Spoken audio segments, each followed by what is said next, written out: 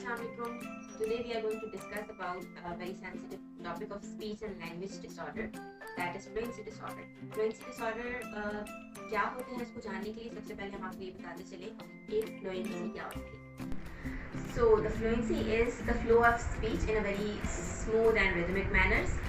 आप जितना फ्लो में बात करते हैं, जितना स्मूथ मैनर में बात करते हैं, that is the beauty of your fluency and the beauty of your speech. In some cases जब हम फ्लुएंसी डिसऑर्डर को देख रहे होते हैं तो फ्लुएंसी डिसऑर्डर में पेशेंट या पर्सन अपने फ्लो को इन अ स्मूथ मैनर और in a smooth rhythmic manner maintain नहीं कर पा रहे होते हैं, तो उनमें डिफरेंट डिसऑर्डर्स होते हैं. So the fluency disorder is fluency disorder means that कि disruption in the normal flow of speech is fluency disorder. इसकी भी further types होती हैं. fluency disorder की एक type जो कि commonly known है that is stuttering और stammering, जो कि normally बात करते हुए कोई भी person बीच में अटकता है. और another type of fluency disorder is cluttering, जिसमें patient या person over fast speed के साथ बात कर रहे होते हैं. So the reasons behind fluency disorder क्या क्या हो सकते हैं? There are many reasons behind that. Mainly हम बात करते हैं 3 main reasons के, that are developmental type of stuttering, और जो कि बहुत छोटी उम्र में ही जिन बच्चों की स्टैमरिंग होना स्टार्ट हो जाती है और उनका कोई मेडिकल इशू नहीं होता, कोई भी ऐसे इनहेरिडिटी नहीं होती और उनमें इस तरह के इश्यूज़ हों, तो उसको हम डेवलपमेंटल टाइप ऑफ स्टटरिंग कहते हैं.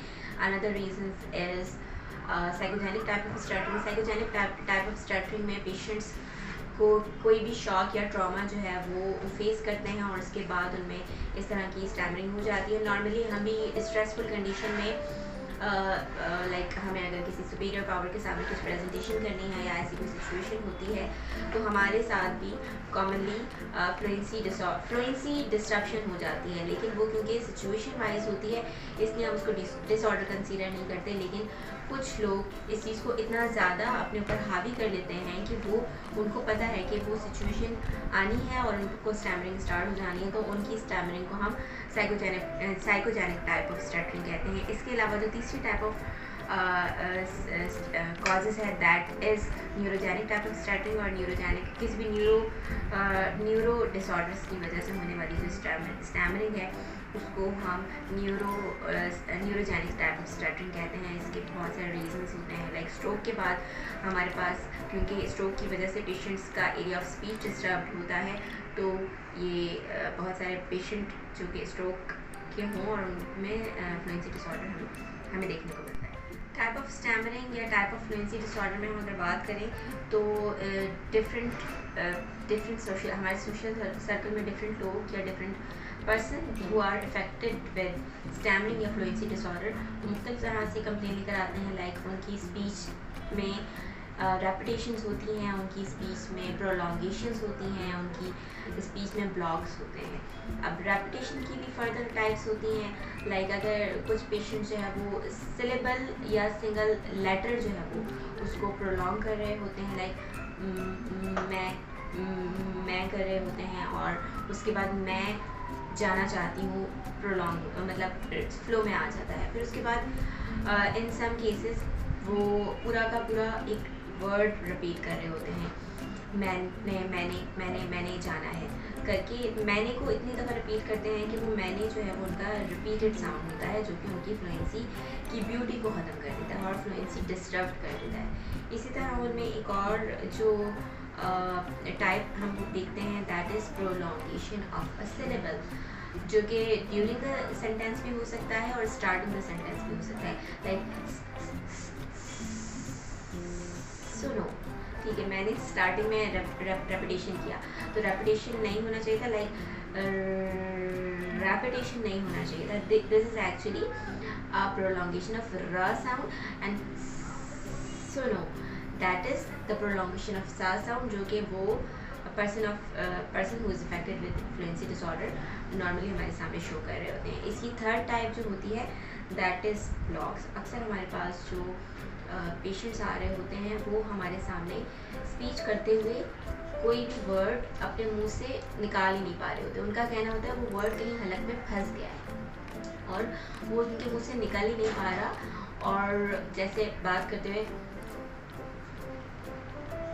सुने, मतलब वो वर्ड उनकी बॉडी जेस्चर्स आपको बता रही होती है कि ये that person is actually wanted to say something, but वो वर्ड जो है वो डिलीवर नहीं हो रहा होता, और इसको हम ब्लॉक्स कहते हैं। और वो ब्लॉक्स जो है वो मिड ऑफ द सेंटेंसेस भी आ सकते हैं and starting of the sentence भी आ सकते हैं। These all are called the core behaviours of fluency disorder, stuttering और स्टैमरिंग, कि किस तरह के बिहेवियर्स ड्यूरिंग फ्लुएंसी डिसऑर्डर या ड्यूरिंग स्टैमरिंग एक पेशेंट हमारे सामने शो कर रहा होता है। इसके साथ कुछ और बिहेवियर्स भी हैं, लाइक जिसको हम सेकेंडरी बिहेवियर्स कहते हैं, या कुछ ऐसी डिस्प्लेसमेंट फीचर्स जो कि हम अपने पेशेंट्स या वो पर्सन जिनके साथ फ्लुएंसी डिसऑर्डर है वो हमारे सामने फिजिकली शो कर रहे होते हैं। और लाइक स्पीच एक एनर्जी है, अगर इस एनर्जी को मैं, आप या कोई भी नॉर्मल पर्सन बोलकर एक्सप्रेस नहीं कर रहा तो वो एनर्जी स्टोर है inside of us, inside of the person, और वो एनर्जी अगर हम एक्सप्रेस नहीं करते तो वो एनर्जी किसी दूसरी वे में ज़रूर अपने आप को एक्सप्रेस करती है। लाइक मैं ब्लश हो जाऊंगी बात करते करते, मेरा फेस रेड हो जाएगा, या मैं आई ब्लिंकिंग करने लगूंगी, या मैं नर्वस हो जाऊंगी। ये सारी वो एनर्जी है जो कि मैं ना बोलने की वजह से एक्सप्रेस कर रही हूँ फिजिकली। हमारे वो बच्चे या बड़े जिनके साथ स्टैमरिंग के इश्यूज होते हैं, उनमें भी डिफरेंट तरह के सेकेंडरी बिहेवियर्स होते हैं। लाइक बहुत सारे लोग जो है वो अपने जॉ स्ट्रिमर कर रहे होते हैं, उनकी अजीब अजीब शक्लें बना रहे होते हैं, लाइक बात उनसे आर्टिकुलेट नहीं हो पा रही, फ्लुएंसी मेंटेन नहीं हो पा रही। तो हमने देखा है कि उनके मुंह की अलग बहुत मुख्तलिफ सी शेप्स बन रही होती हैं, और जो कि नॉर्मली लोगों को अपनी तरफ अट्रैक्ट, मतलब लोग उनको नोटिस करते हैं, इन अ नेगेटिव वे नोटिस करते हैं। कुछ लोग अपने फीट्स को बहुत बुरे तरीके से टैप करते हैं कि शायद उनकी टैपिंग से उनका वर्ड जो है वो ईजीली प्रोड्यूस हो जाए। कुछ लोग हैंड टैपिंग करते हैं, कुछ लोग हेड नोटिंग करते हैं। ये सारे वो बिहेवियर्स होते हैं जो कि स्टैमरिंग की वजह से, स्टैमरिंग की एनर्जी यूटिलाइज ना होने की वजह से, बोलने की एनर्जी यूटिलाइज ना होने की वजह से हमारे सेकेंडरी बिहेवियर बन जाते हैं, और सेकेंडरी बिहेवियर बन के हमारी पर्सनालिटी में एक बहुत नेगेटिव इम्पैक्ट डेवलप करते हैं। और ये नेगेटिव इम्पैक्ट आपकी स्टैमरिंग से ज़्यादा आपको नोटिसेबल बनाता है। फ्लुएंसी डिसऑर्डर की मुख्तलिफ सीवियरिटी लेवल्स होते हैं, या डिग्री ऑफ फ्लुएंसी डिसऑर्डर भी हो सकती है। कुछ लोगों को mild type of fluency disorder होता है जो कि अपने आप को ईजीली कंपोज करते हैं, और उनको लगता है कि वो अपने आप को सर्वाइव कर सकते हैं। लाइक हमने ये देखा है कि लोग जिनको फ्लुएंसी डिसऑर्डर हो, दे आर क्वाइट स्मार्ट होते हैं, और स्मार्टनेस लर्न एक्वायर्ड कर लेते हैं कि अगर कि उनको स्टैमरिंग होनी है किसी भी वर्ड पर जो कि उर्दू लैंग्वेज में है, और अगर उनको पता चल जाता है कि ये वर्ड मेरा स्टैमर करेगा या इसमें मैं डेफिनेटली स्टक हो जाऊँगा, तो वो उसको डिफरेंट अदर वर्ड्स के साथ सब्स्टिट्यूट करते हैं इन द सेम लैंग्वेज और in other language. Like we have options of English language as well as our national language. तो उनके पास थर्ड ऑप्शन के तौर पर उनकी मदर टंग भी होती है जो कि अनदर लैंग्वेज होती है। तो आपके पास मतलब बहुत स्मार्टली वो अपनी जो स्टैमरिंग है उसको ओवरकम कर सकते हैं in front of the society. जिस तरह मॉडरेट किसी को मॉडरेट टाइप ऑफ हो सकती है स्टैमरिंग, लाइक वो समटाइम्स बहुत ज़्यादा स्टैमर करता हो और समटाइम्स उसकी स्टैमरिंग बहुत अंडर कंट्रोल होती हो। तो ऐसी स्टैमरिंग या ऐसे फ्लुएंसी डिसऑर्डर या स्टैटरिंग को हम कहेंगे कि इस पेशेंट में जो है वो बहुत ज़्यादा सीवियर लेवल की स्टैमरिंग नहीं है, और वो ऑन एंड ऑफ करनी ज़्यादा होती रहती है, बट प्रॉब्लम स्टिल एग्जिस्ट करती है। और कोई भी प्रॉब्लम अगर एग्जिस्ट करती हो तो उसका क्योर ज़रूरी होता है ताकि आगे चलकर वो प्रॉब्लम बढ़े। इस तरह बहुत सारे लोग ऐसे होते हैं जो कि इतनी ज़्यादा स्टैमरिंग करते हैं, इतनी ज़्यादा डिस्ट्रप्शन ऑफ स्पीच होती है कि वो अपनी बात कह ही नहीं पाते, मतलब वो हर वर्ड पे स्टैमर करते हैं। And this is actually a profound level of stammering, जिसमें ना सिर्फ उनमें स्टैमरिंग के सारे कोर बिहेवियर्स मौजूद होते हैं, बल्कि उसके साथ एसोसिएटेड सेकेंडरी बिहेवियर जो कि फिज़िकली उनकी जो पर्सनैलिटी उसको इफेक्ट कर रहे होते हैं वो भी बहुत ज़्यादा सीरियस लेवल पर होते हैं। Now the treatment. अगर आपको लगता है कि ये सारे बिहेवियर्स आपकी सोसाइटी में, आपके फैमिली मेम्बर में और किसी के साथ भी ये हैं, खुद आपके साथ अगर हैं, तो आपने क्या करना है? आपको सबसे पहले अपना असेसमेंट करवाना है। Speech and language pathologist are the one who can actually help you, क्योंकि बहुत सारी रिसर्चेज में बहुत सारे पैटर्न सिखाए जाते हैं कि आपको किस तरीके से इस पर काम करना है। अब तक हम आपको फ्लुएंसी डिसऑर्डर की टाइप 1 जो कि स्टैमरिंग या स्टटरिंग है उसी के बारे में बता रहे हैं। क्लटरिंग के बारे में हम ब्रीफली एक ओवरव्यू कर लेते हैं। क्लटरिंग क्या होती है? क्लटरिंग में आपकी स्पीच की फ्लुएंसी तो डिस्टर्ब होती है, उसके साथ साथ आपकी वॉइस एंड आपकी स्पीच की इंटेलिजिबिलिटी भी डिस्टर्ब होती है और आपकी स्पीच अंडरस्टैंडिंग लेवल तक नहीं होती, जिसकी वजह से आपका पूरा स्पीच मैकेनिज्म डिस्टर्ब होता है और आपको ट्रीटमेंट की ज़रूरत होती है या आपको डिफरेंट पैटर्न्स लर्न करने की ज़रूरत होती है ताकि आपकी स्पीच लोगों के लिए अंडरस्टैंडिंग लेवल तक पहुंच सके। अब हम बात करते हैं कि हमें करना क्या चाहिए, ट्रीटमेंट क्या होगा। तो ट्रीटमेंट के लिए हमारे पास बहुत सारे लोग जो हैं इंटरनेशनल अब्रॉड कंट्रीज़ में बहुत ज़्यादा काम हो रहा है, अवेयरनेस सेशंस भी हो रहे हैं और इनकी बाकायदा कम्युनिटीज़ बनी हुई होती हैं जो कि स्टैमरिंग बेस्ड होती हैं। तमाम स्टैमरर अपने एक्सपीरियंसेस शेयर कर रहे होते हैं और वही एक ऐसी कम्युनिटी बनाते हैं जिसमें फर्दर जो न्यू स्टैमरर होते हैं उनके लिए गाइडलाइंस होती हैं और इस तरह बहुत सारी जो एसोसिएशंस हैं उनकी रिसर्चेस भी ऑनलाइन अवेलेबल हैं। तो बेसिकली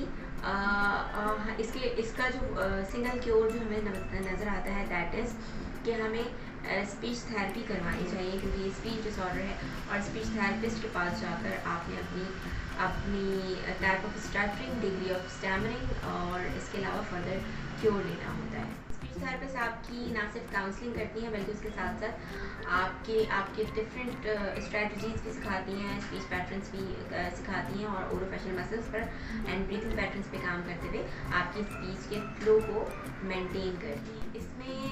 इसके अलावा इसमें कितना टाइम लगता है और ये कितने टाइम में रिकवर हो जाता है, it's totally depends on the patient to patient vary करता है कि पेशेंट कितना कोऑपरेटिव है, कितना ज़्यादा मैच्योर है और उसका सिवियरिटी ऑफ डिसऑर्डर क्या है, उस पर बेसिकली बेस करता है कि उसको और कितना टाइम लगेगा।